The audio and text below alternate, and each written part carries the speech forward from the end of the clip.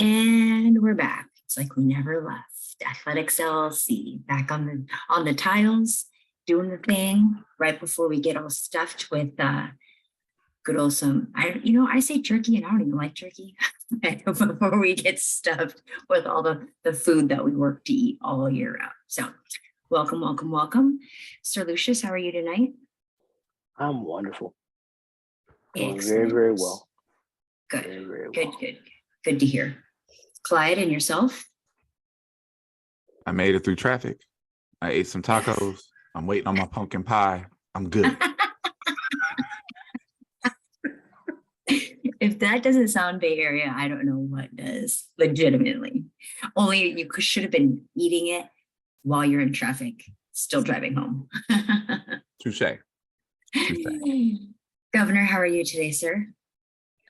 I'm okay. I'm okay. Have to do a little bit of this to make sure everything is still moving. I've been working really hard. Let's put it that way. And this is that time of year, and it feels good to be back with the living in terms of recruiting and all of that. So yeah, I'm very happy. I'm tired, but happy. Love it.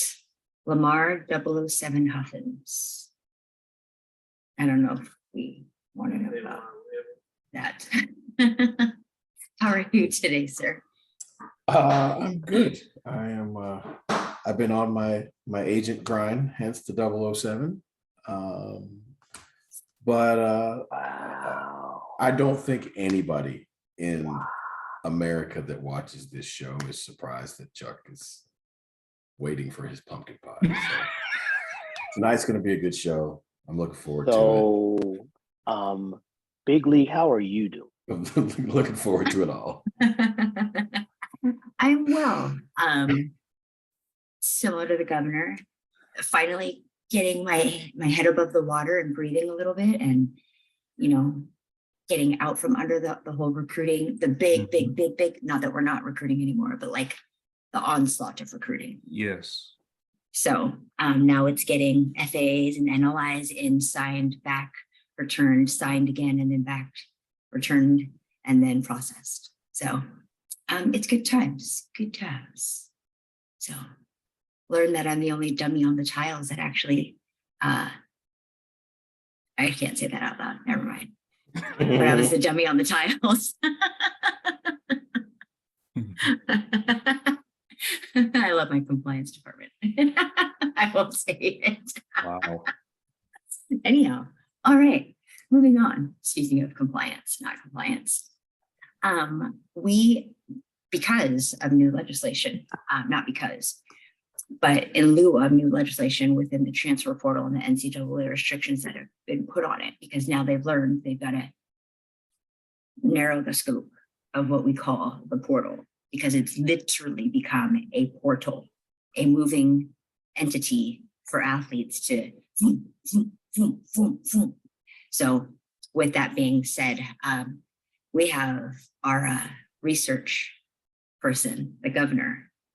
We asked him to go a little Carmen Sandiego on it, and he did some research about the portal, and he's going to give us some intricacies, deeper than the superficial layer, if you would. If you're watching the show, go pop popcorn, come back, then push play. Get a pen real quick, or a recording device. Gosh. So Yeah. enlighten us, sir. Well, it's interesting. We all had a feeling that this was coming. We all had a sense that there were changes coming. And, those of us that are still in it, we've all had those meetings with our compliance departments, and they've tried their best to explain how the new rules work. And so I've dug a little bit deeper. I've gone ahead and, started doing some homework on, some of the ins and outs of the portal. And so let's just start with the dates. And, for instance, let's just start with cross country. So cross country has a period between November 13th and December 27th where they can enter the portal.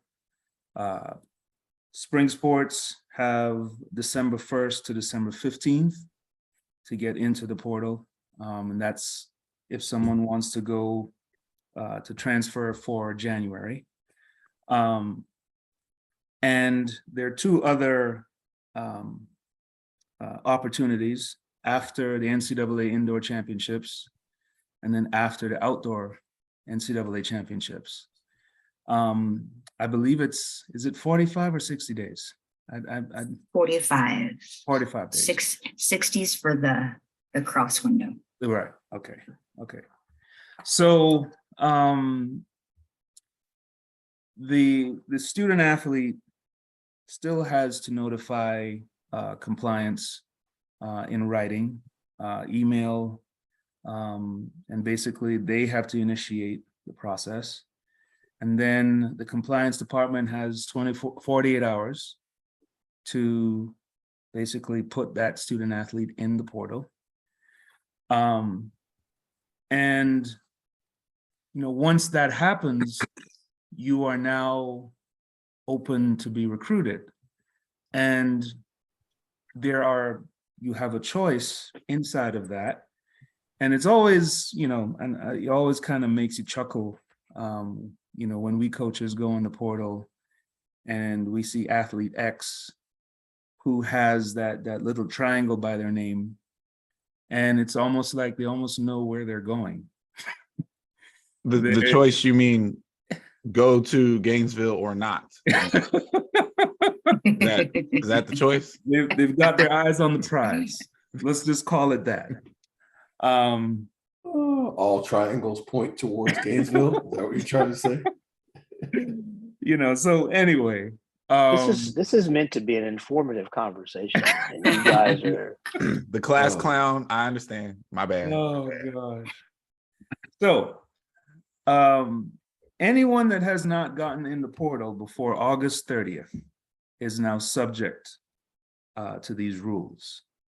So we now have these periods. So you cannot enter the portal prior to your respective window. Okay, so let's just start there. may I pause you for 1 second? Remember, none of this starts until June of this year. Yes.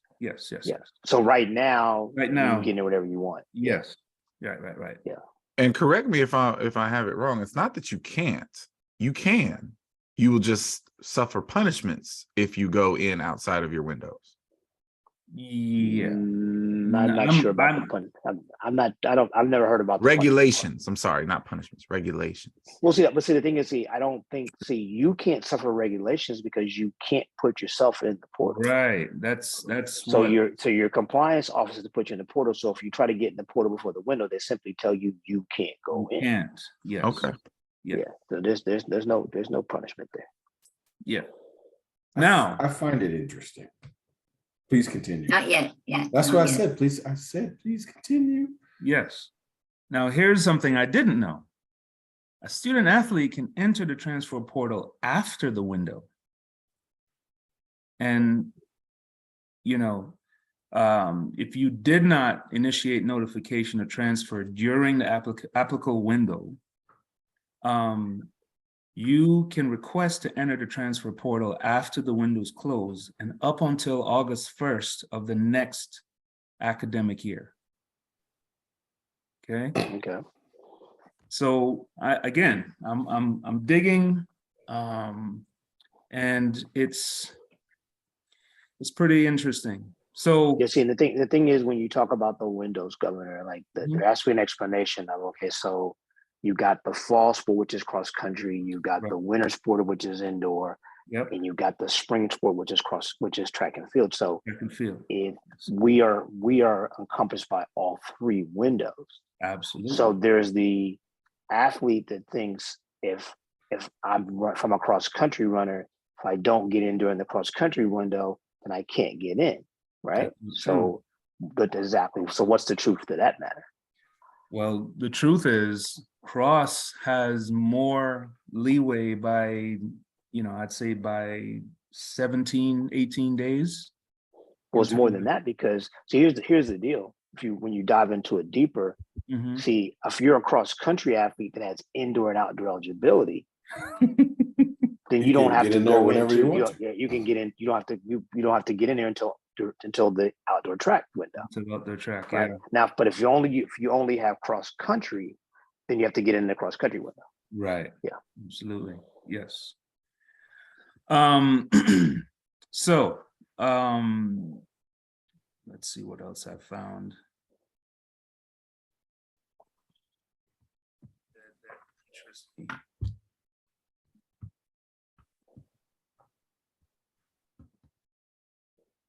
All right. So let's just say you withdraw from your team. Okay. You walk into the coach's office and say, "Hey, coach, I quit." Okay.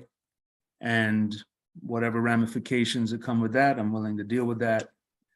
Can you go into the transfer portal at any time once you've quit? And the answer is no. You still have to wait for the applicable transfer window to move on to wherever it is that you want to go. So a withdrawn student athlete is no longer subject to the notification of transfer process after one academic year has elapsed. So if it's been a year after they've withdrawn, they're free. They can do whatever they want. They probably shouldn't try to get in the portal at that time. It's probably not a good idea. Yeah. There's also, a student who is enrolled at a university but has never met the definition of an enrolled student athlete. Do they have to enter the portal? Can they enter outside of the applicable transfer windows? And the answer is yes. So while an individual who has never met the enrolled student athlete definition, those who request to be entered may do so outside of the applicable transfer window. So now postgrads. Are postgrads limited by the same transfer window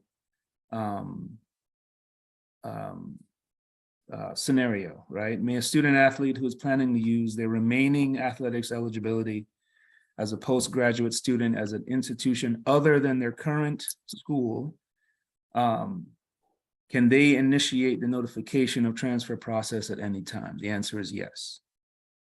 And that falls in line with the fact that once you are done with your degree, once you have graduated, your head coach no longer has a responsibility to keep you there. If you have a remaining eligibility, that head coach can choose to continue to continue to give you a scholarship, or they can say, no, we're done here. Okay. So that's something that I think quite a few postgrads or future postgrads need to understand. It is not, it's amicable only in the sense that the coach decides to keep you. Yes. Right. Let's see if I'm missing anything. I will say really quick on the postgrads, it is also that's one of those things that, like, if you're in that scenario, you need to know all the rules, because yes, it's very true that the coach no longer has the defined mandate to continue to keep you on scholarship and in school and yada yada. But conversely, the coach also really and truly has zero jurisdiction over you any longer. Right. Right. So if you're someplace you don't want to be, and you want to be someplace else within the conference, it used to be there like, you go, jumping the gun. I just, this one hits home for me because I had to deal with this one in the offseason. Oh, now. Big League, get your boy. I already knew where he was going to. Trying to I enlighten. know. I felt that one coming. His chest got all puffed up. I'm like, Oh man. my goodness. But there's a lot of new legislations on the other side of this. On I the was just coaching gonna say side, that too. side of it. Mhm. Absolutely. Exactly. So here's something else. Let's just say you've been at the school for your entire undergrad and you decide that you want to go to another school to do your postgrad. Do you have to use the one-time transfer? And the answer is yes. You will, wherever it is that you go. Now the factors that kind of eliminate this one-time transfer exception. And now that I'm saying this, I'm now understanding why there are athletes that have gone to 3 and 4 different institutions. I'm starting to understand the nuance of all of this. Yeah. Okay, so the factors that eliminate the use of the one-time transfer is if your head coach departs, athletics aid cancellation, reduction, or non-renewal that occurs outside of an applicable window for their sport. So at that point, you're free to go and not, you still have that one-time transfer After the fact. Yeah. Yes, so that's something that, that applies to a few individuals, but I think we can probably point to a couple of that we all know that have made, they're true journeymen in the NCAA. Made the rounds. Made the rounds.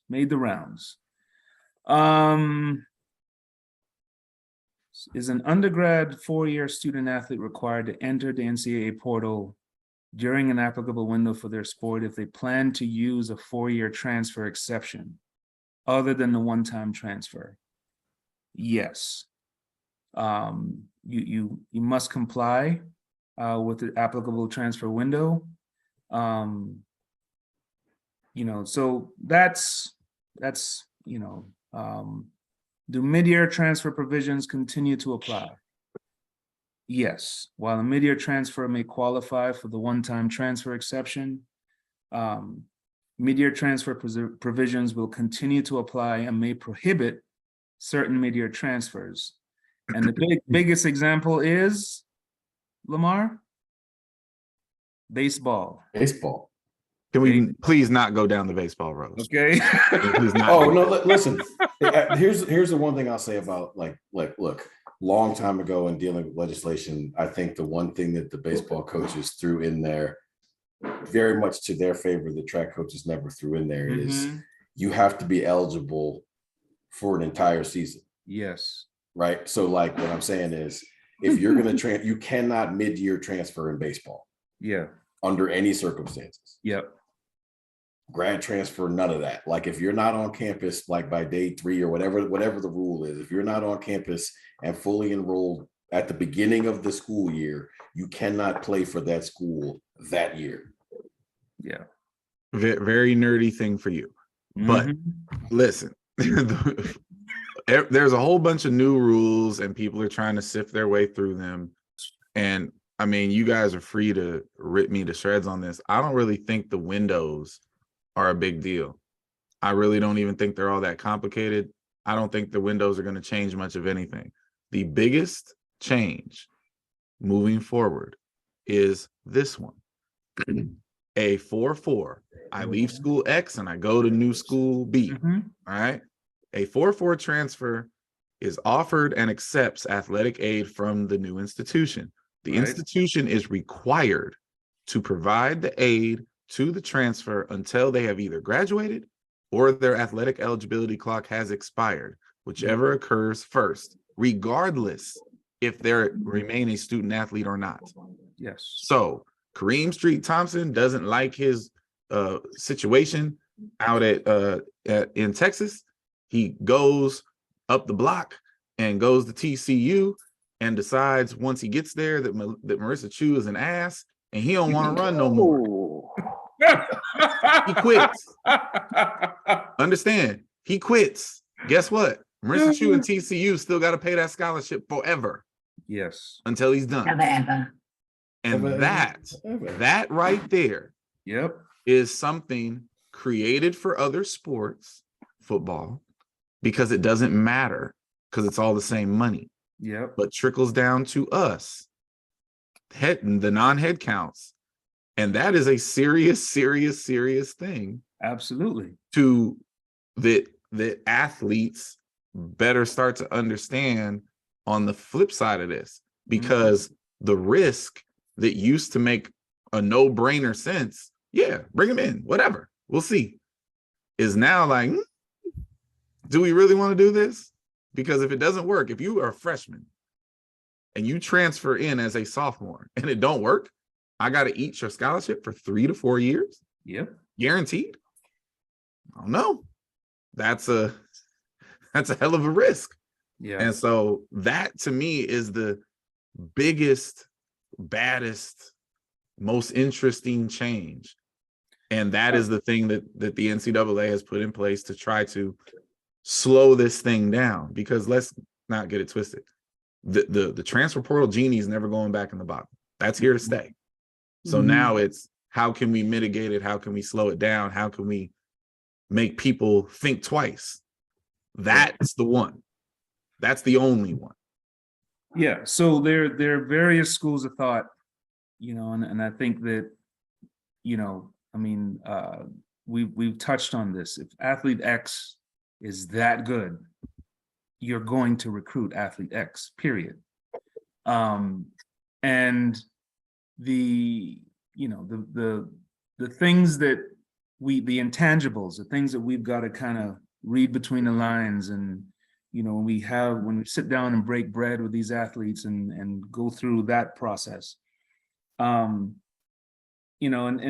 how many times, and I've how many of these coaches that are watching this athlete leave are actually going, whew, all right, glad that's off my plate, but at the same time they're saying, yeah, athlete X is absolutely the best, shows up every day, never late, great work ethic. Those are things that, those are the nuances that you kind of have to work through, and you kind of have to read between the lines. Now, there are two aspects where the aid can be reduced or canceled, and that's if the athlete decides to transfer again. Okay. Sure. And then the other one is if they lose amateur status. Sure. Right? Which normal stuff. Now, can you cancel the aid of an undergrad due to serious misconduct? Yes. That's all normal. Yeah. Yes. So those are, we're talking about far out things that would mitigate, having to be on the hook for the scholarship.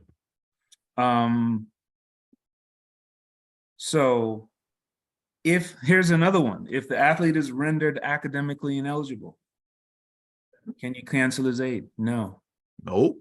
You bought that problem. That's your problem. You cannot. And that one's a very interesting one, right? Yeah, it is. That one's a very interesting one, because it used to be that was you got out of it. That's how you got out of it. That's how you got out of it. Yes. Yeah. That's what I'm saying. Like you gonna eat these mistakes. Yep. Yep. So, I mean, yes. I mean, when you've got 85 scholarships, I mean, you can afford to miss on 1 or 2 or 10. I mean, as it is on every roster, if you were to see a PUP list from the average football team, I mean, I remember seeing one at Alabama, and it blew, I think it was at 25. There were 25 kids Wow. that physically were unable to play. And it's just, we just keep But I going. mean, like, look, like You know? this, none of this should surprise any of us, y'all. Like they have 85 scholarships and their travel limitations are like 50 something. Yeah. Right? You already know there's 30 people staying home every time they travel that Yeah. are on full scholarships. So Yep. like let's not like be at any of this nonsense, because the truth of the matter, whether you're hurt, you can't go, you're not ready, whatever it is, they like, I'm not trying to be funny. If you're not in the first 53 or 56 or whatever the number is that travels, like the football coach doesn't care. Yes. Like, not in a bad way. I'm just saying, like, you don't affect the bottom line one way or the other. Whatever reason that is not relevant to them. Now, here's another one. May an institution cancel athletics aid if an undergrad four-year transfer fails to enroll? Think about that. Fails to enroll for a regular academic term. You cannot. No. No, you cannot. It's So if you're not processing that, because Yes. the first time you hear it, it's weird. it's weird. Exactly. I recruit athlete X to come to my school for Mhm. January. Yes. For whatever reason, they decide they're not going to enroll in January, or they forgot, or they missed the deadline, whatever. I Yep. still got to eat the money That's until they right. show up next fall. Exactly. It's Correct. it's kind of crazy. It's kind of crazy. So, I mean, I'm gonna stop there, because I feel like that aspect of the transfer portal is, I think if you look at it, it's literally going to appeal to that kid, right? To that kid that's thinking, you know what? I don't know how much I want to continue doing this anyway, but I need to play the game until, I decide I just want to go to class and not have to deal with 6 a.m. practice and all of that. So,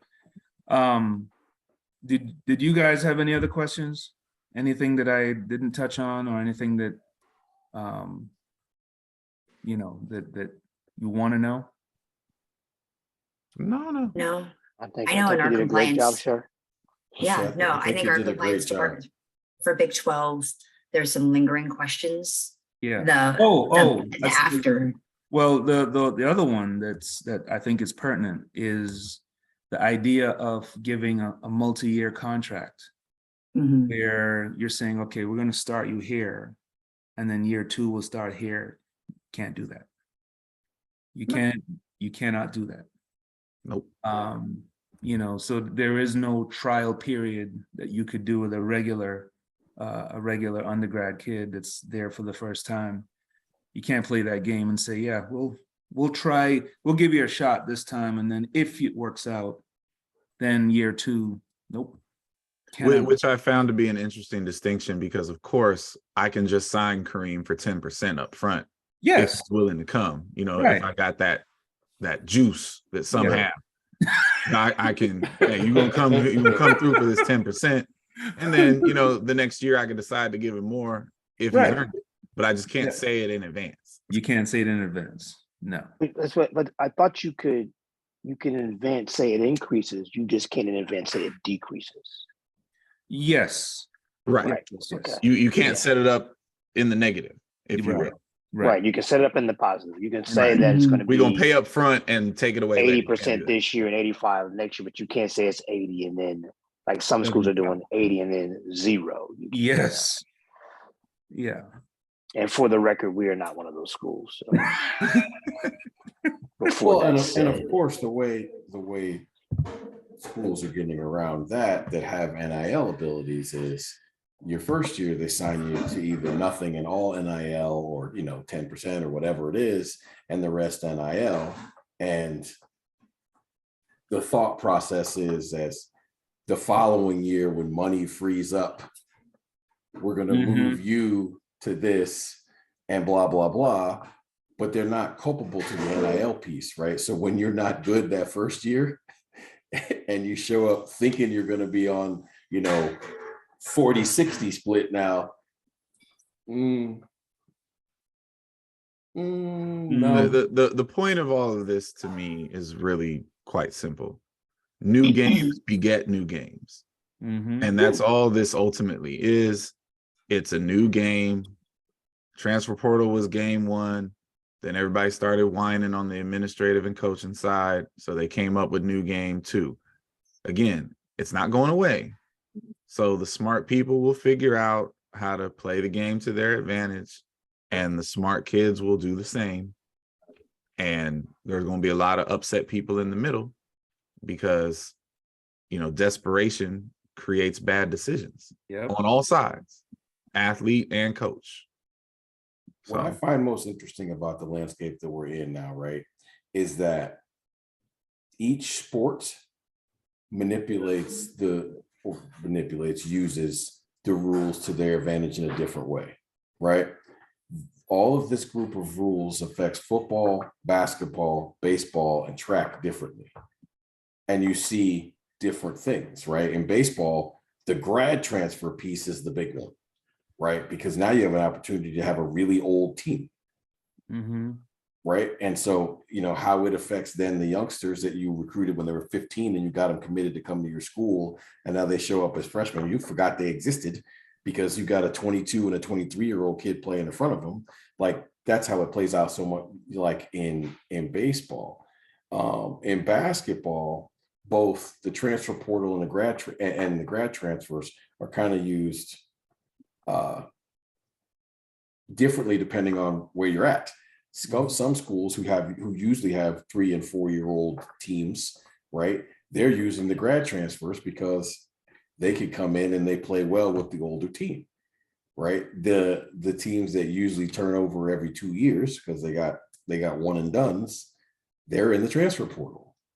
That guy that was supposed to be a one and done at a school and it wasn't, now he's going to come to my school that produces one and dones, and you're going to be a 2 and done. So it's just very interesting. It's interesting. Like, the landscape is, I'll say this, is definitely more interesting now as an outsider. It is more interesting to see now. Here's one. I mean, this is like, and I don't know if you guys have seen this, because there's a document that literally has, a multitude of Q&As, right? And it's like they sat there and literally went through every possible scenario. They did. For instance, may an undergraduate 4-year transfer student athlete absolve the institution of the obligation to provide athletics aid? Listen to that question, right? When the student athlete go, hey, you know what? It's okay. I don't need it. The answer is no. The answer is no. So what, You know why? That's the fight against coercion, because somebody's done this. Yeah. See, that's the fight against somebody making them give up a scholarship and saying that it was voluntary. Exactly. It's crazy. So a lot of these rules are to protect the student athlete. Absolutely. They are. Yeah. If we're going to be honest, right, they are all theoretically to protect the student athlete. True. Right.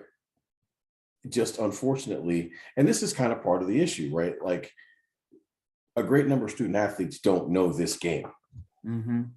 Right. So they're playing, they think they're playing, checkers, and they're getting beat in games of Parcheesi and chess and everything else, because there's a lot of stuff going on that they don't really realize is going on.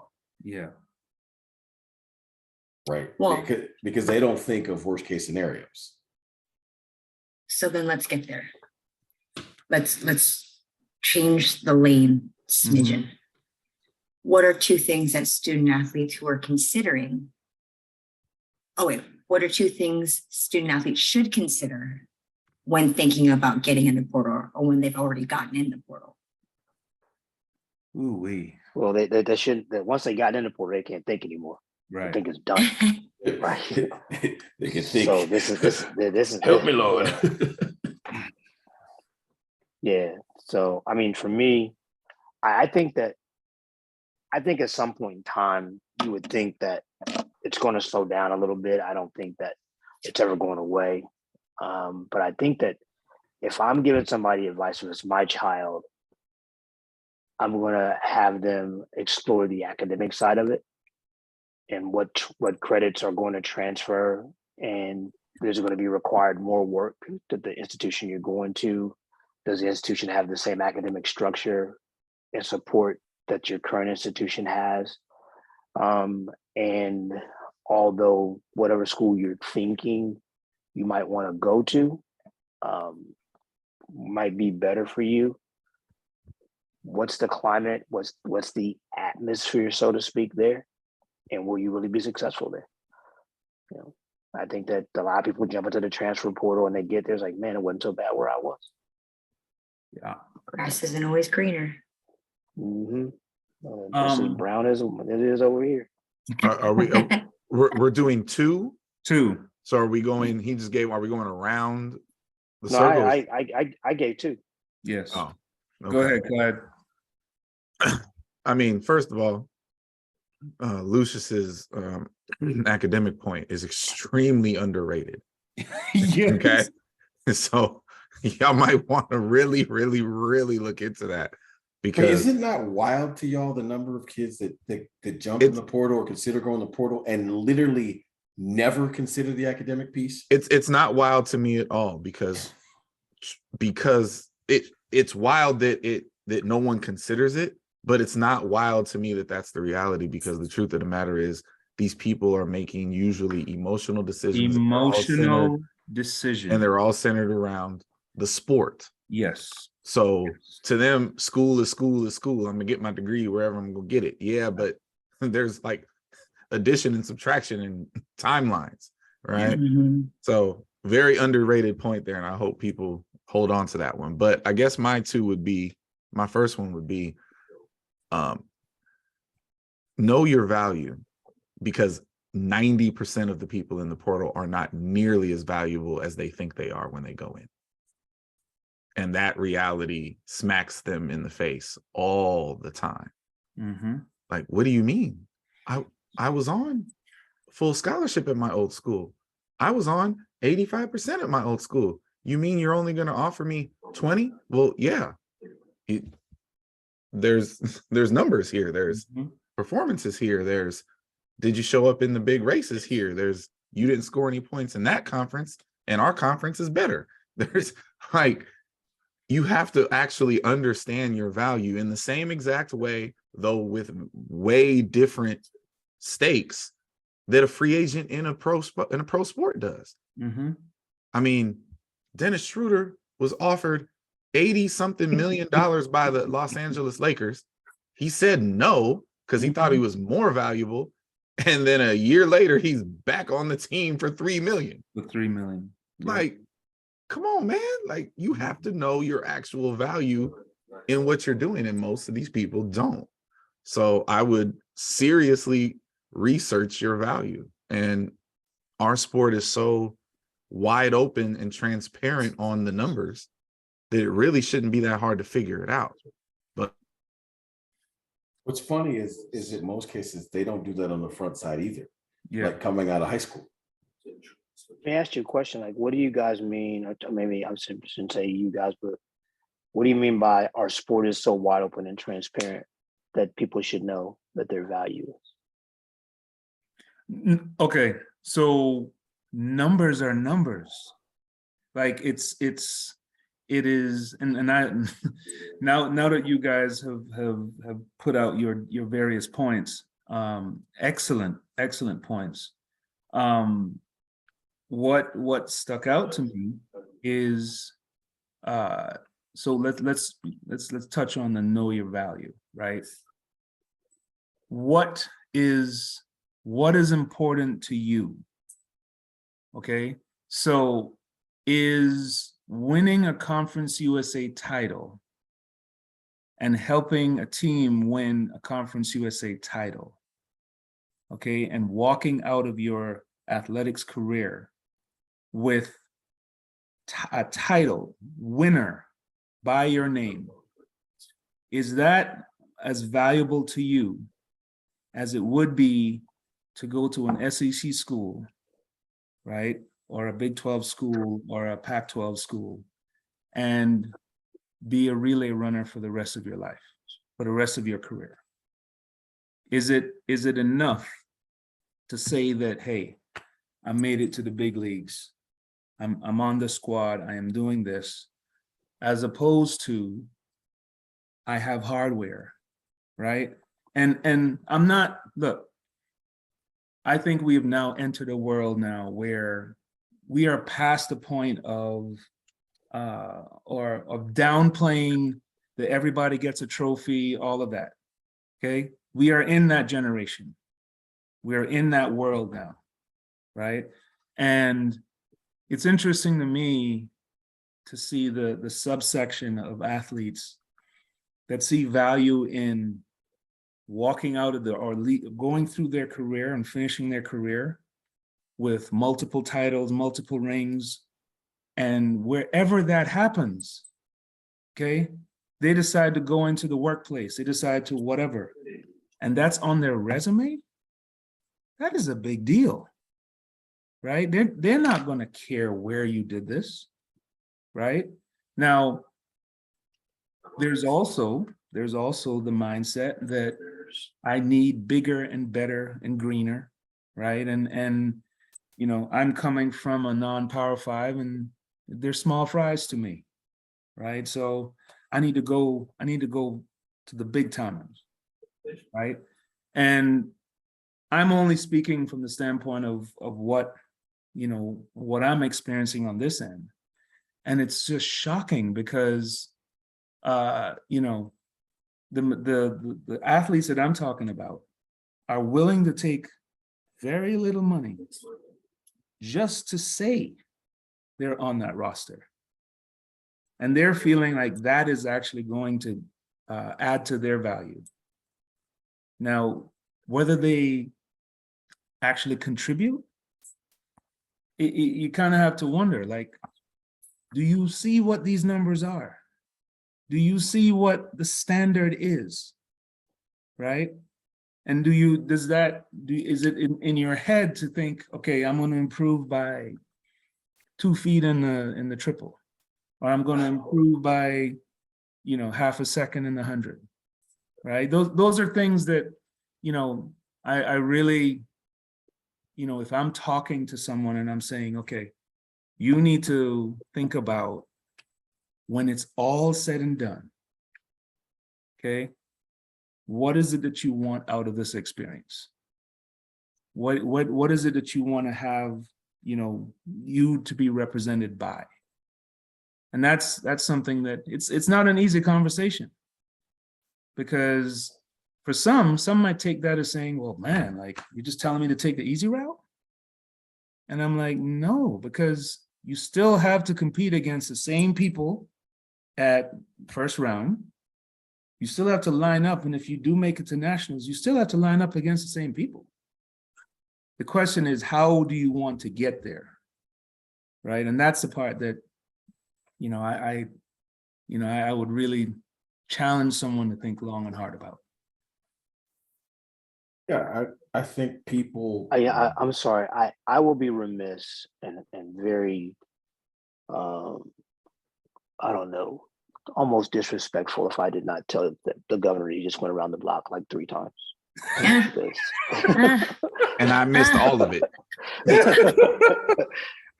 Yeah, I'm sorry, but because if I didn't say that, the EP was going to get at me later, so I had to let you know. Okay. No worries. Wow, like, you know, we got our steps in just now, folks. We did. I did. Yeah. So Well, I'm sorry. I'm going to try to truncate and not go around the block. I'm trying to go straight across the street and through the window. Okay. I think that young people definitely, but I think people in general truly misunderstand and do not value properly the intrinsic value of winning. Mm-hmm. It is intrinsically and outwardly better to win at a level than it is to participate at a higher level. It just is. Yeah. That doesn't mean that you look, there are people who should change levels. There are people who should, they were at a mid-major, they no longer are being challenged at the mid-major. Right. They need to be at the Power 5. 100%. Yes. That's just way fewer And their people. numbers say it. Exactly. And their numbers. And their performances against the Power 5 say it. Yes. Right. But there's just far fewer people than there are that are in the portal that think that. And so we're talking about the 40 to 50% that are still in the portal. Facts. And they're wondering why. Yeah. So I'm in a unique position, right? Having been one of you wonderful people, and now being something that's allowed in the sport of baseball that isn't allowed necessarily in the sport of track, is being an advisor. So the conversation that we wish we could have with track athletes, I actually have with baseball players. Like I said to one of my pitchers, if you go to this school, you have a chance to pitch on the weekend, which is when everybody comes to scout. If you go to that school, you're going to pitch on Wednesday. Yep. Doesn't mean you can't get drafted for being a Wednesday guy. It's just way harder. Yeah. I mean, like way harder, because you're always going to have to answer the question, well, why, if you're that good, why are you pitching on Wednesday? Right. Right. And so like, that's a real conversation that you can have that's a real conversation that you can have in that sport that you could have with somebody in track, but because the job doesn't exist, nobody really trusts that information. Like I could give the same information to track people. Like, listen, I'm not saying that you don't belong in the SEC, but what you belong, the job you belong at in the SEC is different than the job that you currently have in the MEAC, right? It doesn't mean that, you know, you got a job at both places. One place you're on the CEO track, the other place you're an hourly worker. Yeah. You're just punching the clock. Yeah. So for me, the two things that I would suggest, and I would almost demand student athletes take the time to do before they get in the portal is, one, take time to make an unemotional decision. Yeah. Like literally take all of the emotion out of the decision and make it a transactional, black and white, fact found decision. Right. Because I think if that happened, 50% of the people in the portal wouldn't be in the portal. That's first off. Two, and I think this one is equally as important, do your homework. Do not get recruited again. Right? Because in most cases, like the whole reason you're leaving is because the recruiting pitch didn't turn out. Yeah. Either on your side or theirs. Yes. Right? So don't be stupid and get recruited again. Right? Like it speaks to Clyde's whole, like, know your value. Well, you need to know your value and your place in the whole pantheon of this sport. Right? So don't get re-recruited. Look at why a school is recruiting you. Are they recruiting you so you don't go someplace that you could be more successful? Like, is this defense? Well, Lamar, like let's add to that. The majority of these kids that are getting in the portal most likely signed blindly due to COVID. And that part of it's fair. That part of it's fair, but there's a whole lot of I'm just saying. No, for sure. And I will also say this group are so there's juniors, right? The ones that were high school seniors the COVID year, they are now juniors. And I have 2 or 3 of those guys that, you know, I've been asked by a bunch of people, like, you know, they're being scouted at this point in time, but why were they at this school, or why did they go this route? And I was like, because their senior year didn't exist. Yeah. I mean, I'll say this. I've actually had conversations with kids that told me that they're literally living their second childhood during this process. Literally enjoying being courted because they never were, you know, and that's not a reason. No, but that is a very specific to that particular group of people because of the timeline and the accident of COVID. Right. So I totally understand that. I'm sure that my internet knocked out in the middle of my second point, but it's funny that Lamar just said what he said, because it wasn't that, but it was in that respect, right? It's like it was, you did this dog and pony show once. Mm-hmm. So my advice would be, when you're going through it the second time, focus on what you've learned about this business and don't get caught up in the hype Yes. of recruiting. Yes. Yeah. Because so many people sell the hype. And there's a difference between selling, something flashy and showing the production of what you do at a school. Mm-hmm. And it blows my mind that some people want to be courted so badly, as you put it, Yeah. that they get hyped twice. Absolutely. Like, I mean, listen, how? it blows my mind the number of people who fall for the recruiting Yes. okey doke twice. Nice. Yes. Yes. It always makes me laugh when I see kids talking about they're leaving this school because they want to go pro, and the next school that they're interested in gives them a better opportunity at that. And then I'm the idiot that says, okay, well, how many pro athletes does that coach have? Mm-hmm. How many pro athletes has that coach produced? Yeah. And the answer, and like, I don't even care what the answer is. What blows my mind is the answer I get back is, I don't know. How? Yeah. How are you trying to go pro, but you don't do the research to find out like whether that program produces pro athletes? Are there post-collegiate athletes that train at that place? Like, the answer is on your phone. It's right there. it's right there. None of this stuff is hidden. Yeah. But hey, I mean, hey, I was a transfer athlete, right? I left UCLA, went to South Carolina, considered a few other schools in between there. The second time around, it was boring. Mm-hmm. It was all about business. Yep. You know what I mean? And you could still mess up and make poor choices in that, right? But the hype piece of it, you should be able to, call up Coach Huffins, be like, Coach, this is what I know about your program. This is what I've done. This is what I'm trying to do. This is where I see myself within your team. Is this something you want to be interested in with me? What's it looking like? Like, don't all the extra stuff. You don't need all that. Yeah. Chu, did you have any advice? I was gonna say,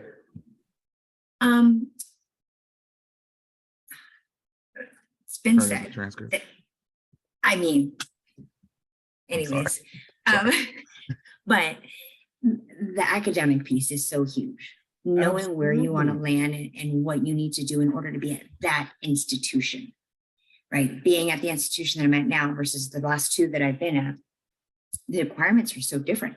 Mm-hmm. And even just entertaining some of these conversations is so, for lack of a better way, frustrating, because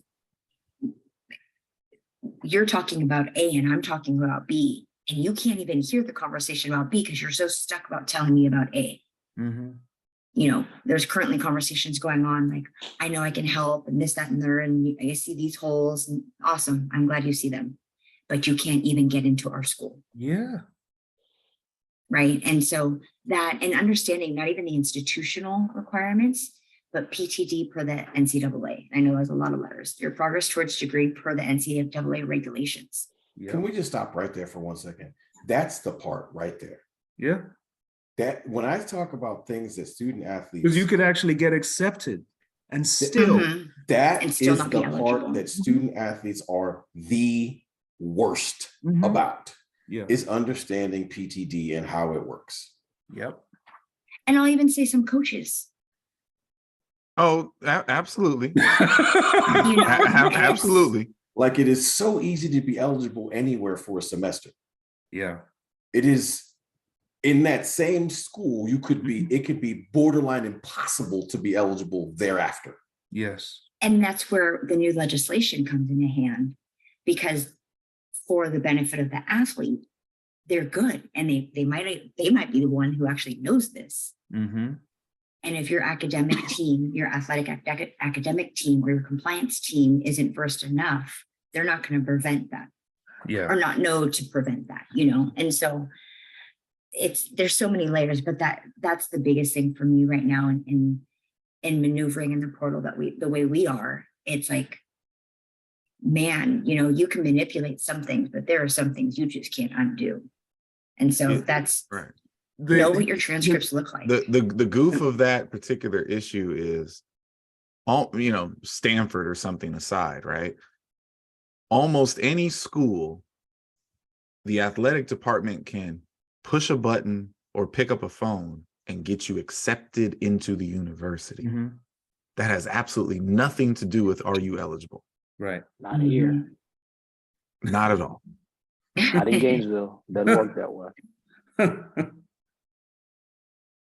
But yeah, no, it's See, you know what? See, I'm gonna give you a different kind of digit in a minute. It don't happen here in Gainesville. Okay. that's so funny. That was very highbrow. I like that. It does not happen here in Gainesville. See, There's so here's the there's caveat. to all thumbs up, that. and then there's a So at the end of the day, here's another scenario that a lot of people don't understand. Like, you could be a transfer student who's ineligible in the fall, but you can get eligible in the spring Mhm. by what the Absolutely. work you do in the fall. So you can get admitted to school, but there is no button to be pushed here in Gainesville. Yeah. But let me put it this way, not for the track and field program. Yeah. Okay. My favorite PTD like debacle is this one. Kid X transfers mid-year to school Y, right? Because of a various myriad of things, they are leaving the school eligible, and they are going to be eligible at the next school for that semester. But as soon as that semester is over, it is very evident that there's going to need to be a lot of prayer and you becoming a whole different student than you've ever been to be eligible the following year. Yeah. Right? Because you as student X have no idea how many credits you even allowed to take in summer school, or how many are allowed to count towards PTD. Yeah. That's right. Yeah. Because those numbers aren't the same. The issue there isn't the student athlete. The issue there is said coach and compliance and academic team that doesn't present this to the student athlete before. But see, that doesn't happen on my case. And I agree wholeheartedly. So I agree wholeheartedly my with you, thing but is that, like, that's not a student athlete issue. That's an integrity issue at the university you're going to. I think we all here's agree. what I'll say. I think we all agree with that, right? The adults are definitely culpable in not doing a great job of adulting.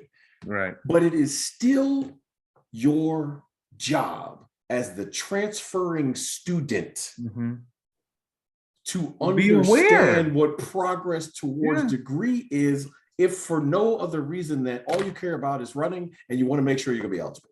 Like, even if that's all you care about. My only pushback to that is the people that have the information are the people that are signing you. So if the people that are signing you are telling you you're fine. See, I know of an institution that allowed an athlete to come to the school. They signed them, they got them there. The athlete competed, and then they're like, whoa, we got a PTD problem. Oh yeah, facts. 100%. And for the record, it wasn't on this campus. Right. I'm saying that. Okay. But that happens all the time. It happens. 100%. all Like, the listen, time. I had a guy. So for I had me, a guy who was going to that's transfer one not time. that's Go ahead, not sorry. a athlete issue. That's an integrity issue on that campus.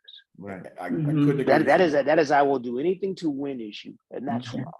I couldn't agree with you more. And I still say, as much as I agree with you, because that world exists, as a student athlete, it's still your job to know what you're supposed to know. Like, yeah, I agree with you. But how do you know that when the people that are telling you are the people that are in charge of that are saying you're good? How are you supposed to know? Well, okay, so But they still I have to an give you answer for numbers, that. right? Like when you transfer, okay, what I'm saying is this: when you transfer, they have to tell you how many of your credits are going to transfer. You have to know that, It's right? Okay, it's so if it's real simple math. If this is how many are going to transfer, and I'm going to be eligible here, how many credits do I have to be eligible next year? Right? Okay. Well, if that number is 20, then then you got to understand that means you got to take 6 in the summer and 14 in the spring and pass them all. Yes. You It's can't take At the 9. minimum. At the minimum. so You here can't take 12. You I can't do all think this other nonsense that people think that they can do in the summertime. I think the EP will like my phrasing of this. It's one of those situations in life as it pertains to the student athlete where it's not your fault, but it is your problem. Mhm. Facts. Yes. Yeah. And Facts. I've seen that too many times. Coach lied or didn't understand. The worst, compliance lied or didn't understand. Because there's layers, to right? To Lucius's point, it is the school's fault.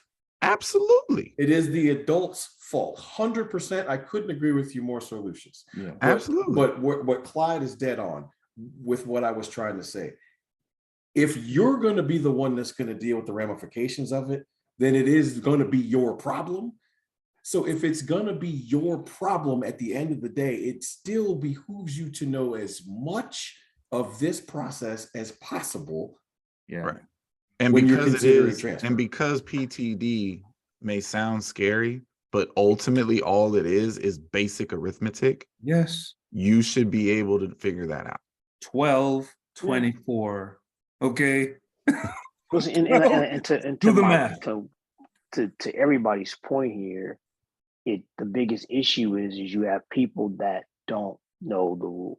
Mm-hmm. Right. You have people that think that there's a way to skirt said rules, and then they do whatever they have to do to get said athlete into the institution, and then they get them there, and then it's like, oh, by the way, I was wrong. Yeah. Because if an athlete wants to be someplace so bad, they'll do whatever. When coach says, "Hey, you're fine. Don't worry about it. I got you." Right. Well, how about this scenario? Athlete X is an engineer It's always engineering. It's always engineering. I know where this is going. Transfers to school Y. Credits don't transfer over. They're telling him, hey, you're going to have to do agriculture studies if you're going to be eligible here. Yep. What is that worth to you? Mm-hmm. And that is real. I don't know about the rest of y'all, but I don't understand, why an institution would not accept credits from another institution. I mean, who knows how they do these? It's academic ego. It's just that's 100% having worked at some of those schools, yes. Right? Like the Cals, the Georgia Techs, the Wake Forests of the world. It's academic ego, right? Like algebra is algebra. Yeah, right? but it ain't algebra. Differential equations is differential equations, is it not? But it ain't those classes. You're talking about math. Math is math. Math is always mathing. But trust me when I tell you, like if you come from a liberal arts school, like a place like Wake Forest, and you transfer to a place like Georgia Tech, maybe nothing that you took transfers. It's crazy. Because one school is speaking English and the other school is speaking Spanish, and they don't respect each other's gangster, and it just is what it is. It's absolutely academic hubris, because true story, I was at a lesser school academically. And my people told me that the UCLA credits didn't transfer. And I almost lost my mind because I said, now look, I'm not here to stand up for UCLA, but depending on what you want to read, it's either the number 1 or number 2 public institution in the country, in the world. Yeah. And we are a public institution. So how you telling me that our classes aren't as good? Telling you. Like, that doesn't make any sense to me. So how do you get that intel before? Right? How do you do that? And that's a very hard question to answer. And I think to be fair, I don't think this is something that's rampant, No, it's not. But it's definitely something that needs to be thought about. It needs to be addressed, because there have been people that wanted to transfer before, and they wasn't the portal at the time, and they put themselves out there, and then they realized, geez, I can only be eligible where I am. I've had that conversation with people like, you can't come here. You got to stay where you are, because you go anywhere else, you're not eligible. Right. Yeah. Your grades aren't good enough, because a lot of the times the stuff that won't transfer, is not because of The the class Ds. itself, it's the grade you got in the class. Yes. Right? Mhm. Yeah. Uh, There's some schools that won't take C's. as I say, Mhm. Right. as There you go. a PSA, you need to know whether the school you want to transfer takes C's or takes D's. Yes. If you've got those things on your transcript, you need Exactly. to ask that question and you need to know that. Yep. Right. Just that So simple. if you're at the minimum, chances are you are going to have problems. If you are at 24 or 48 and you are thinking all of that is going to transfer over, think again. See, and the problem you have is, I believe the way that the portal is structured now is, if you go into the portal, your aid can't be taken immediately, but it can be canceled for the next year. Yeah. Mhm. So, Yeah. so the issue you have here is once you go into the portal, school dream may not be your dream anymore, because it Mhm. becomes a nightmare when you can't get into school there. Yes. So Mhm. now what you have to do is go to school plan B, C, D, and E to find someplace you can go get a degree and still have a successful career. So I Absolutely. think the big thing for me is I think what the transfer portal's created is just there's no sense of loyalty. There's no sense of, let me stick this out for a year and see if I can make it work. Mhm. That part. I was going to call it stick to itiveness. There's none of that. It's like, hey, I'm having a bad time here. I'm out. Yeah. Yeah. I ran 47 flat in high school and I ran 46.2 this year. That's not fast enough. I'm out. Yeah.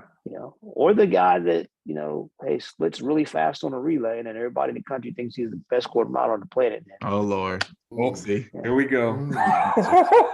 Shoot, what's next? I'm sorry. What's I next, didn't do Q? that. I apologize. What's next? I apologize. What's next? Q? So Forgive me. So- I apologize. we'll give thanks for the pettiness that was just released. We'll give See, thanks. I'm trying to get this pay. See, that's y'all's fault. I wasn't like this before I started hanging out around. I take no responsibility. I was for the like, previous our statement. fault. There is one box That here is that is on the petty Clyde train F. constantly. That He is is the- Clyde He is F. the And conductor I of the petty train. And I'm going to reprimand myself for that later. So Listen, I enjoy you being on the train. I'm just not taking responsibility. All right. Well, listen to the words because it is a little wordy, but the question is actually a very good question. And it didn't necessarily derive from the tiles. It was taken and we're going to interpret and give some meaning to it. What is the bigger gap? High major blue blood D1s and low major D1s, or low major D1s and high major D2s? Where does the bigger gap stand? D1 to D1 or D1 to D2? Go ahead. Go ahead. EP. With the given caveat that it depends on what level of prosperity you are trying to achieve inevitably. So with that caveat stated, I don't think there's any doubt that there is a Grand Canyon size gap between, we'll call it Power 5, whatever that is, because it's not just Power 5s, but what that level and this level. well, I mean, the description was the blue bloods, right? Yes. So, there- between the Top of blue Power blue Five blood and upper bottom of Power crust Five. and the mid major, like that gap is the size of the Grand Canyon. The truth of the matter is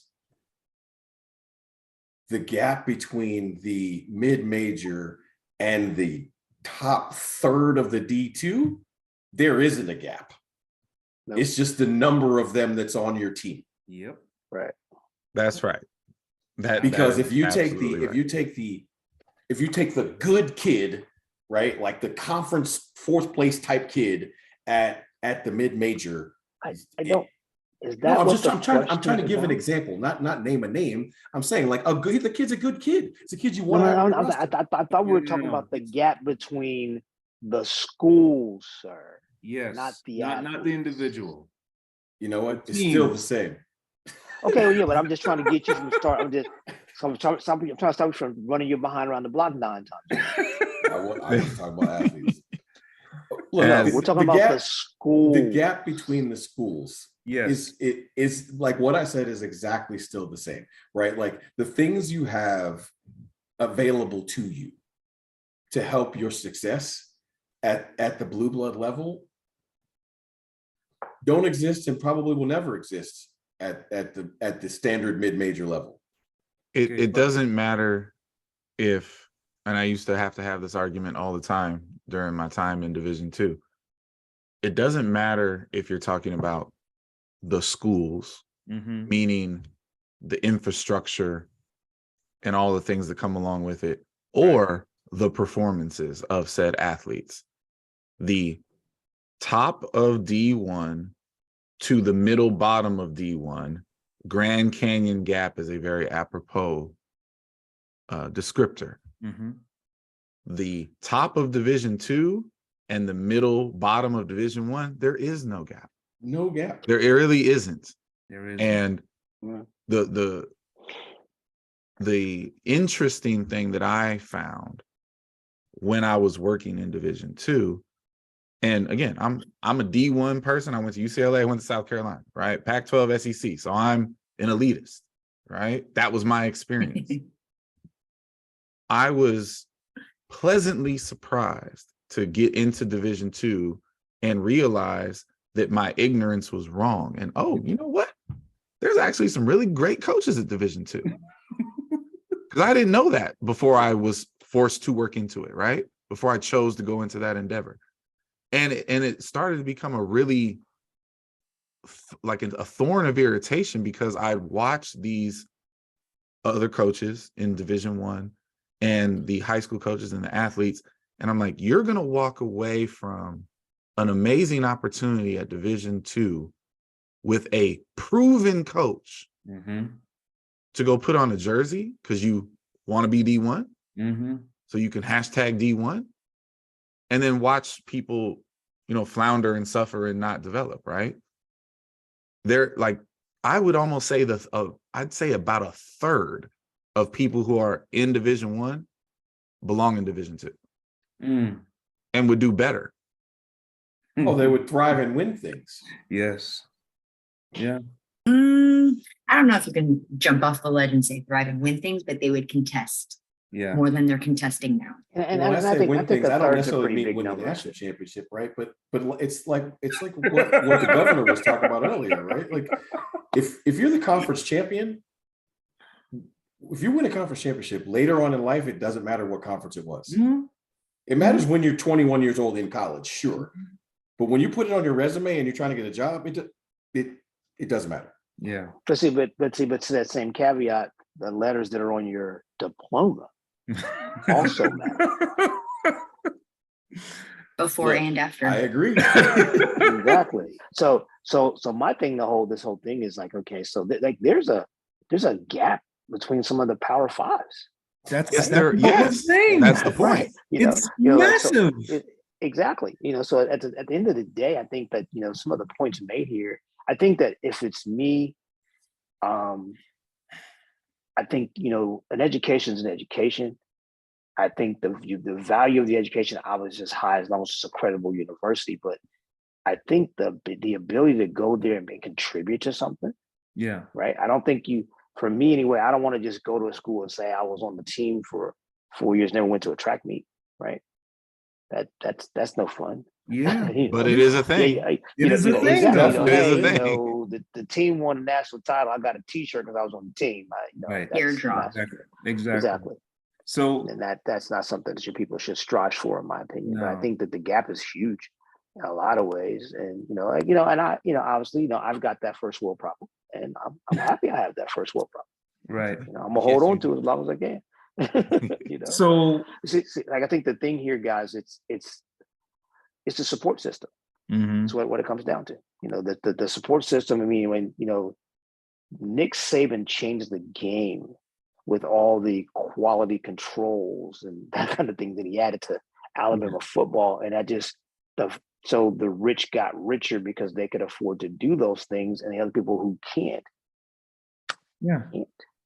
Well, So- go ahead.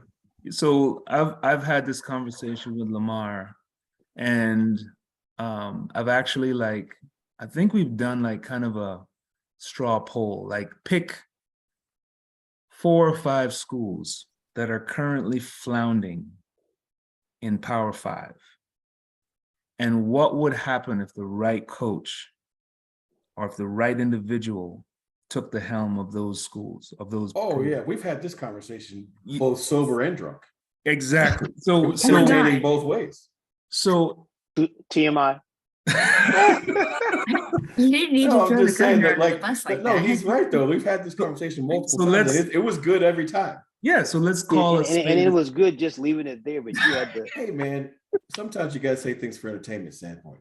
People should know. But let's call a spade a spade. Micah's watching. Don't Right. drink, Micah. but let's call a spade a spade. You know, why are they floundering? Right? It's we can look year after year after year and look at the rankings, and I'm just going to keep it at track for right now, right? Please. And it's mystifying. It's absolutely mystifying because yes, they may not have the resources of a Florida, but they've got more resources than everybody else. Right. So why aren't you using those resources and the right way? And is it okay to be where you're at? That's the part that's just mind-boggling to me. And it really hit me when I got here, you know, and Clyde and I can have this conversation because I know for me and I know for Clyde, we are enjoying outworking those folks. We Absolutely. are loving this. Absolutely. You know, it gives me joy, you know? So, but yeah, absolutely the gap between top of the food chain and the bottom of Power 5 is much, much greater. To the governor's point, petty joy is the best joy. and I do enjoy that daily. Yeah. But look, it's not even a track and field conversation, but this was something that a type of conversation in the space that I've had a million times, right? People have gotten upset with me, and I'll take the hot issue at the moment, right? I've said many, many times that the smartest thing HBCU world could do for themselves is everybody together go to Division II. And everybody's, oh, that's so offensive. Why is it offensive? Mm-hmm. Is it more important? Would it be seen as a bigger deal that Jackson State goes and wins the Celebration Bowl, or that they win a national championship at Division II? Yeah. Yeah. It would be more important and much bigger of a deal, and more people would care about the national championship. Hell, they opted out of the small school playoffs. Yes. They didn't even want to do that. Yeah. To hang on to the Celebration Bowl thing. It just doesn't make any sense. And so if you're in these situations and you're talking about, you know, recruits and, you know, perspective and all this other stuff, the top of Division II track and field any given year is elite. Is elite. It's elite. It is. Now, you may have 2 or 3 elite and the rest, Right. you know, aren't the Sure. depth isn't there. Right. But the top Right. is the top. Yeah. But your mid-major and below, there's P5, G5, and everybody else, right? Mhm. The everybody else, go look at the Division II national championship meet. Yeah. You can't tell me it's any different. Yep. You know, Trevor athlete Bassett- here, Trevor athlete there Bassett- aside, but it's basically that. And let's also be very real and cognizant of the fact that when you talk about the G5, All there's G5 not a ain't the lot same either. Exactly. Because the middle to the bottom of the G5 is definitely, you know, Oh yeah. equal to the lower, the middle, the lower, the D2. 100%. Absolutely. Right. 100%. Because let's be realistic. Let's give props to, you know, the D2 All-Star George Williams, right? Oh my Yes. God. Because St. Aug's has some teams and athletes over the years that they can party with anybody on the planet, Mhm. That's right. Yeah. right? That's right. Yeah. Ashland University. Come on now. Yeah. I mean, look, Ernie if you Clark. look at what the best in the Yeah. D2 have been, they've always been good enough. Yes. Yeah. Always. Kent State is not. No, Kent State's They're not. They're they're the D1 MAC. now. You want To that. do one. But it's funny, like to the governor's point about our conversations, like we've had multitude of conversations about like, okay, if you were going to get the support, not necessarily, look, we won't call it the University of Florida support, but we'll say appropriate support to build the championship program, where would you go? And like my top two answers that I'm not going to give them, but my top two answers, one of them was a P5 school and one of them isn't, I don't even think they're in a group of 5. But they're the right places. If it's the same answer I remember, they're not. Yeah. So right, but if given support at those 2 places, yeah, you could assemble a staff and a team that could, one day, as Sir Lucius was retiring, take over the throne. I will never forget a certain California school that Lamar told me could be the best track and field school in the entire country. I will go to my I'll grave. never forget you telling me that. I'll go to my grave. And, and Lamar and I had this conversation, kind of, I want to say aggressively a couple of weeks ago. Because I'm of the belief that if you have the support I have here, I think I can go anywhere in the country and win. There you go. Yeah, we definitely had this conversation aggressively. More aggressively from your I was Passionate. passionate, you were aggressive. Sure, we call it whatever it is. I mean, that matches our personalities. We You're can do that passionate, one I'm off aggressive. camera. I want to jump in that one. Oh yeah. Yes. Okay. Sounds like That's one we could convention sell as a post show edit. Like we could sell that conversation.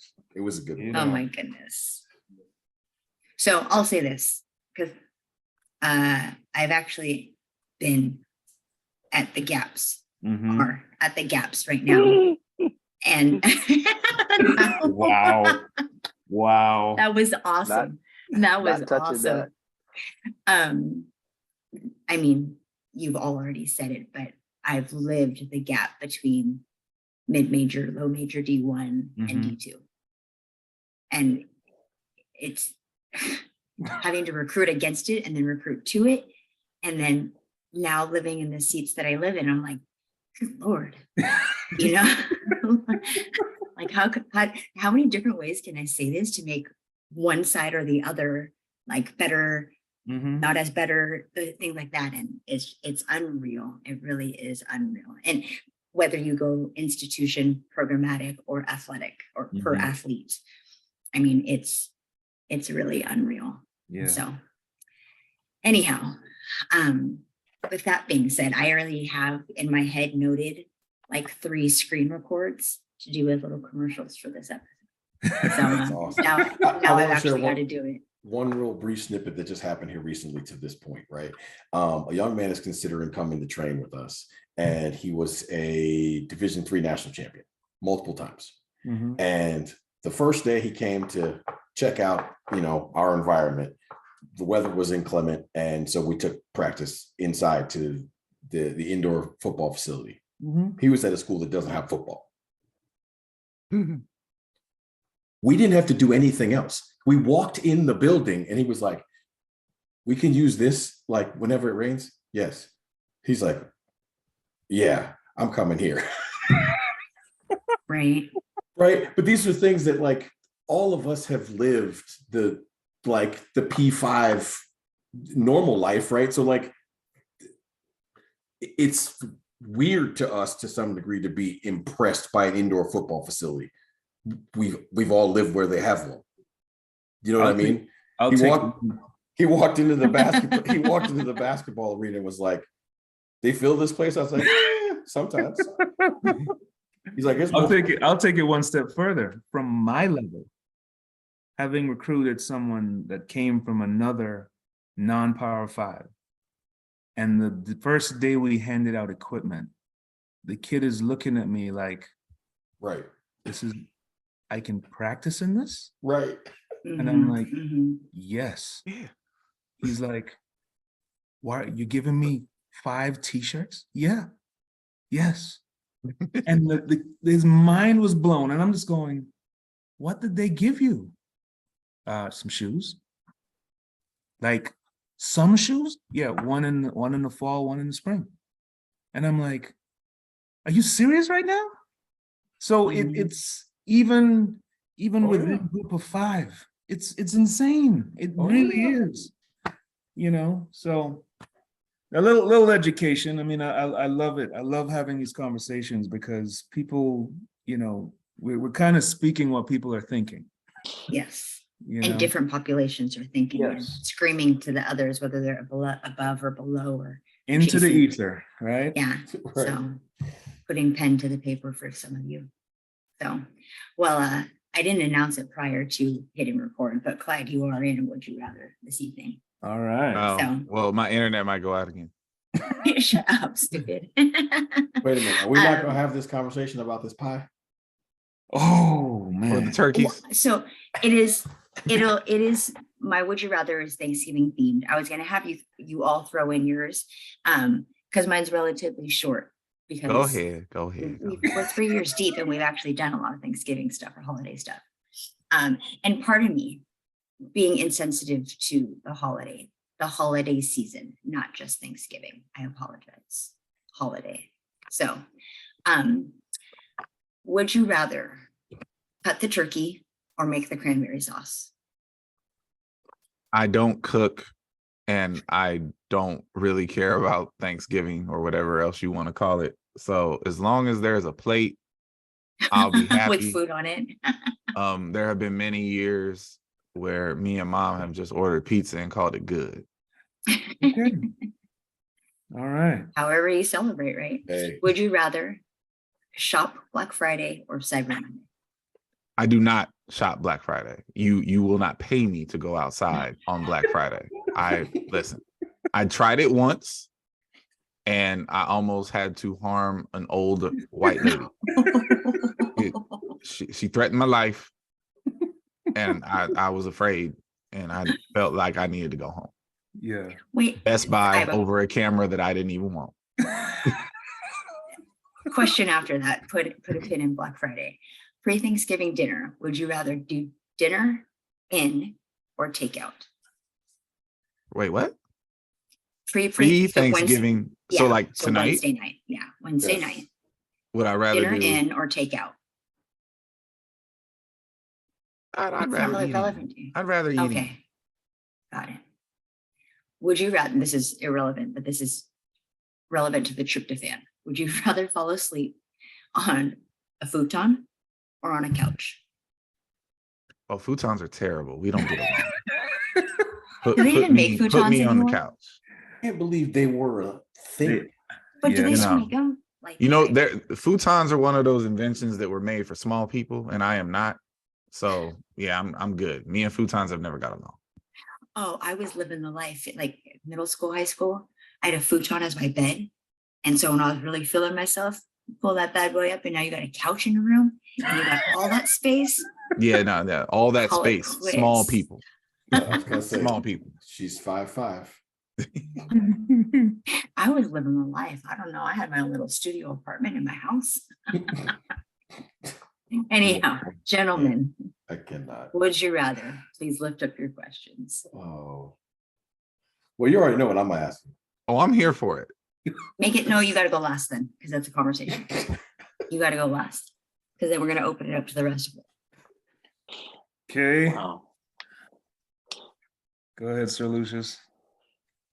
Now I'm gonna have to think about this one, man. You really All right. I gotta keep it within the season then. it doesn't have to be a Thanksgiving thing, does it? You don't No. have to. No. Okay. Okay. All right.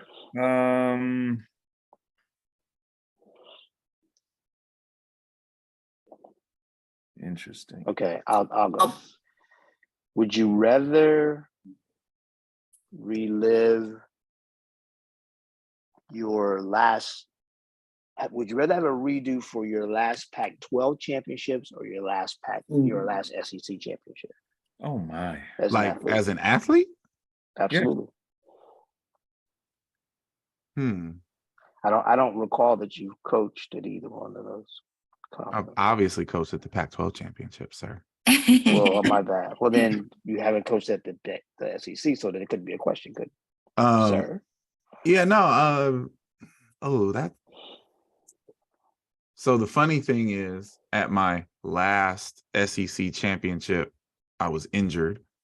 And at my last Pac-12 championship on my way out to transfer, I was injured. So the issue is the same. But no, I'd rather be healthy and redo the SEC meet. Okay. Governor, I want to buy you a second. Would you rather run a track meet? So this is you as the athlete at De Anza or at Chabot? Oh, De Anza, it's not even close. De Anza has a spectacular facility, and I'll just leave it there. All right.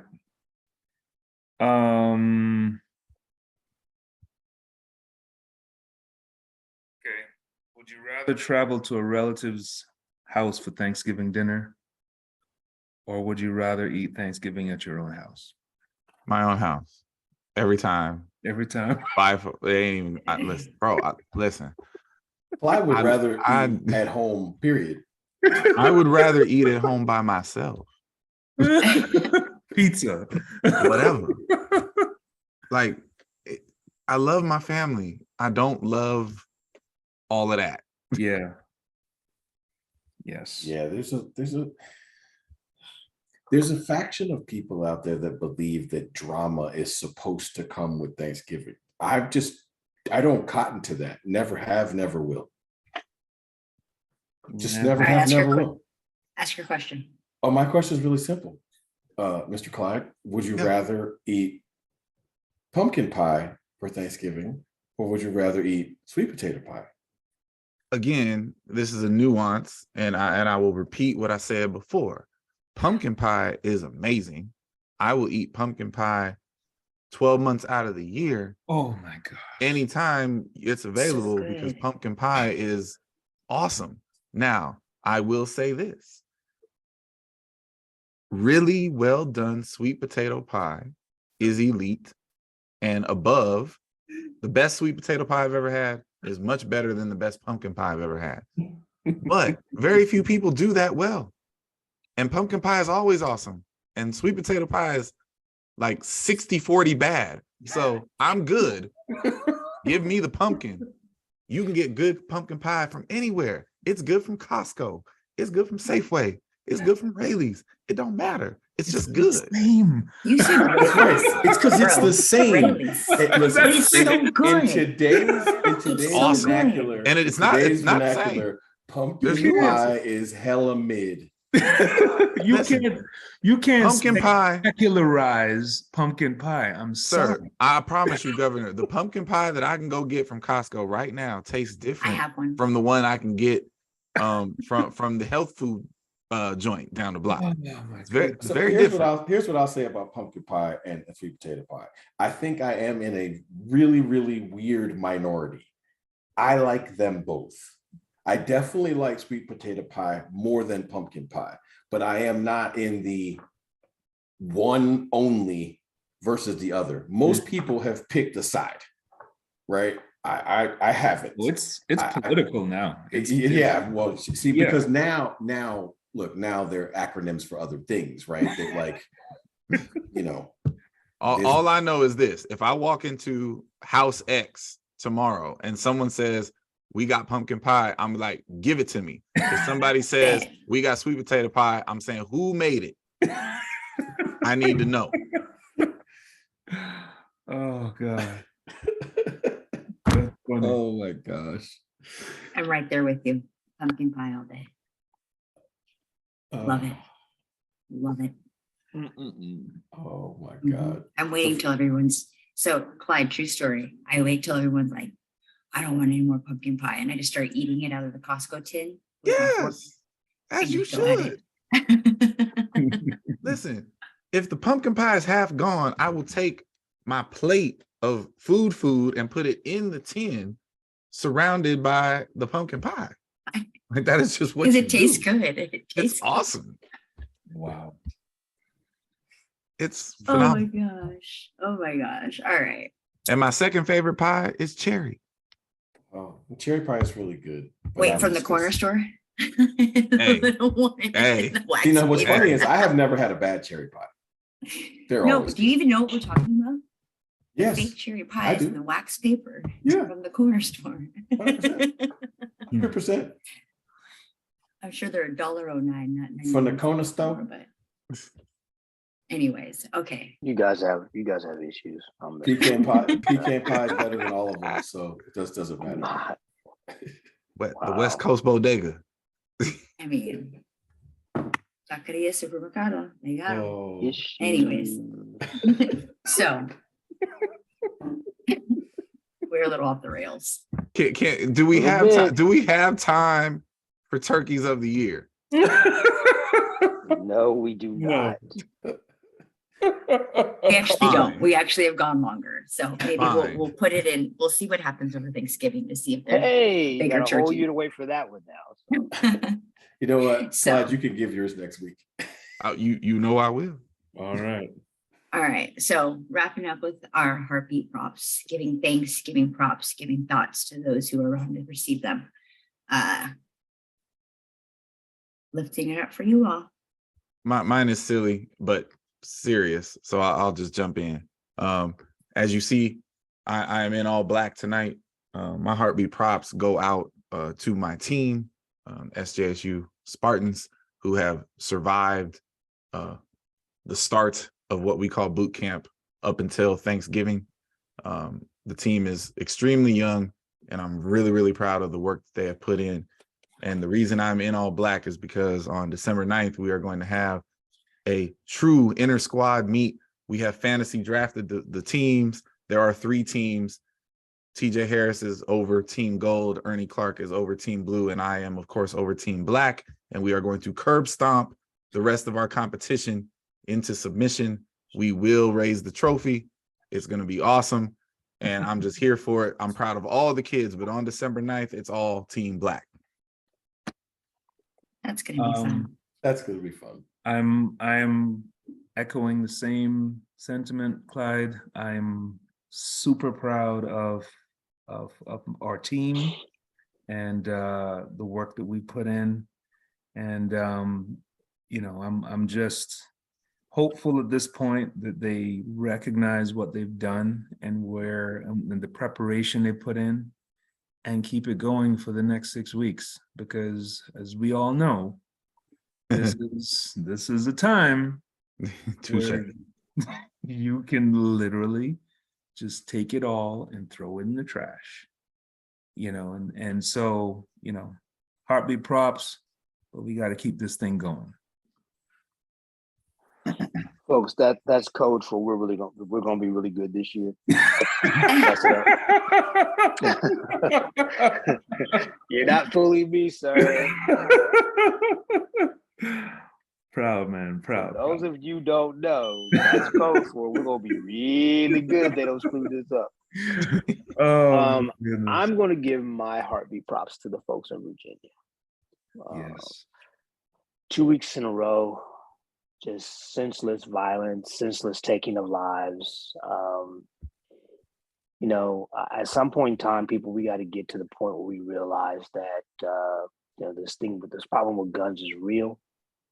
This problem with us having issues with people because they don't look like us and walk like us and talk like us at some point's got to stop. And I am not a politician. I am not that smart to know exactly what the problem is, but I know this is a serious issue and it has to be addressed. So I want to give my heartbeat props to those who survive, those who have lost loved ones, and those who have just even closer to situations, because it's had a great effect on so many.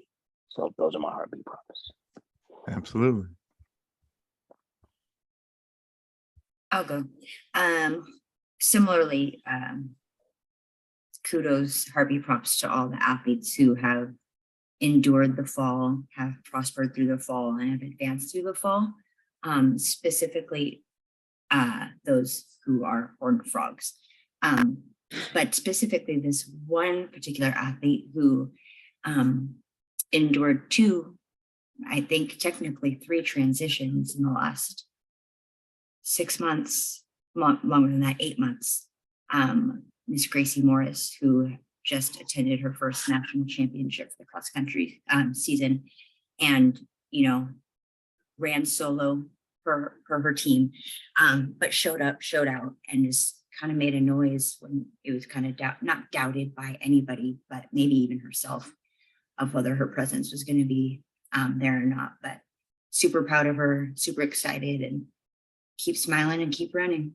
Left, right, go fast. My heartbeat prop actually just kind of piggybacks off of what our main topic for tonight was. My heartbeat props go out to all of the young people who are currently in or contemplating being in the transfer portal. It's a very intricate and brave decision that you've made. I truly and utterly hope that you make the best of it. There's nothing wrong with moving as long as you're moving up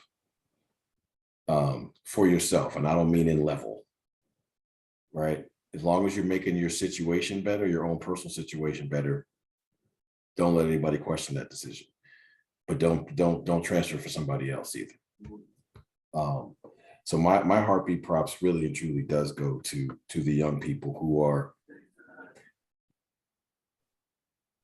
contemplating right now, like making all kinds of massive life changes over the Christmas break, and not understanding what a massive endeavor that truly is, and that people talk about transferring like it's easy. I did it. It ain't. It comes with stuff, and I wish them all the best. I hope that they make wise and emotionless decisions, and that they make them matter.